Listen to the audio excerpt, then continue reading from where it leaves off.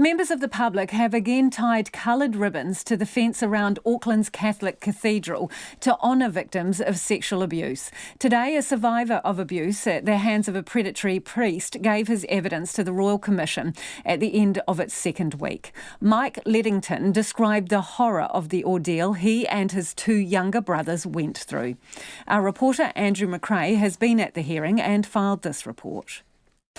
On behalf of the bishops and the congregational leaders, I wanted to acknowledge what you've said today and your hurt and your anger about what happened to you when you were in care. I don't think you have the capacity to deal with it. I'm saying it needs to be done by non-aligned. I don't think you'll ever have the capacity. You're a dinosaur. You're a thing of the past. I think you have to admit that you can't handle it. Apology not accepted. That's Mike Ledingham responding to the Catholic Church's lawyer Sally McKechnie. His abuser was Father Francis Green, parish priest in Onehunga in the 1950s. The abuse started in 1958 when Mr Ledingham was 8 years old. The horrific abuse that happened can't be told and understood using polite words or watered-down rhetoric. He says it changed his life forever. I was screwed up mentally for quite a few years and didn't always do the right things. But by the same token, I don't preach or tell people to follow me like churches do. I'm more like, don't follow me, I'm lost. He then quoted his sister, who described the impact of the abuse on the whole family. With the abuse came our journey from a happy family with the usual happy feisty kids to one of 3 troubled teenagers who became angry, abusing and self-abusing men with consequences for themselves and traumatic results for our family. After leaving school, Mr Ledingham joined the army and eventually became an SAS soldier. Nothing the SAS threw at me, physically or mentally, fazed me as much as the sexual and mental abuse I suffered as a child at that convent. Mr Ledingham says the church can't be trusted and must be held accountable.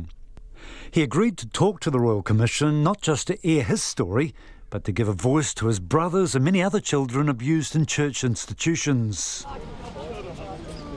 Outside the Cathedral of St Patrick and St Joseph on Wyndham Street, Mike Ledingham hogging the Dean of the Cathedral, Father Peter Tepini, as people tied ribbons of remembrance to the fence railings.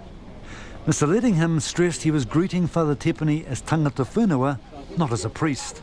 After 60 years I've come to take grips with living with the memory, and it's not a nice memory, and as long as there's victims alive, this church is responsible, and I think they need to wake up, become honest and start dealing with it appropriately, you know. Father Tepini also tied a ribbon to the fence in support of the victims of sexual abuse. We have to acknowledge the wrong that we've done, but we hope for healing and we hope for grace and peace for all the victims. And we continue to pray for the perpetrators too, but again, you know, there's a lot of hurting and a lot of healing to take place, so we pray for hohorongo, for the healing that is required, the reconciliation. At the end of his testimony, Mike Ledingham had a message for abusers and enablers. I think that you'll find when your death takes its toll, all your money, power and confession could never buy back your soul. And I'll tell you further, for I know that it's true. Even Jesus would never forgive what you do.